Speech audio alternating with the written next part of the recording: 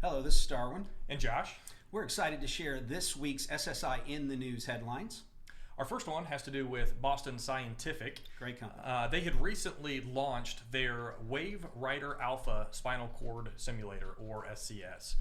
This is a Bluetooth controllable implanted device that sends signals directly to the spinal cord to help with pain management. Awesome. So currently, over 50 million Americans suffer from chronic pain, and over 20 million of those suffer on such a great level that it actually interrupts their daily activities, their work, and just typical things that we would do in a normal daily life.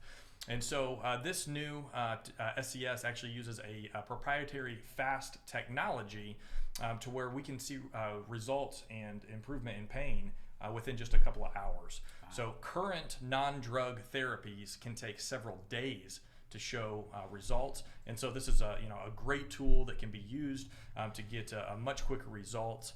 And since it is Bluetooth controllable, it is completely adjustable to the individual patient, and it can be continually monitored for ongoing pain management. That's awesome.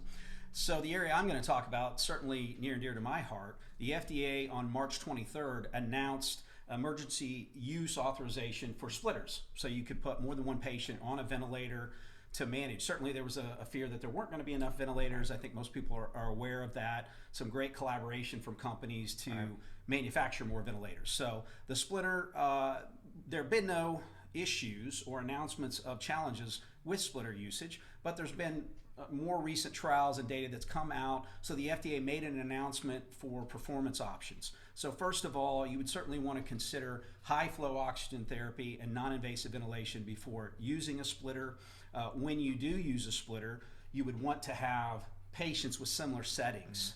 You certainly wouldn't want to have completely different types of settings on a patient. Secondly, or third, you wouldn't want to have patients on there targeting 48 hours or less for that patient. And then also, you would want to, of course, not use your last vent. You always want to have an emergency ventilator from a backup standpoint.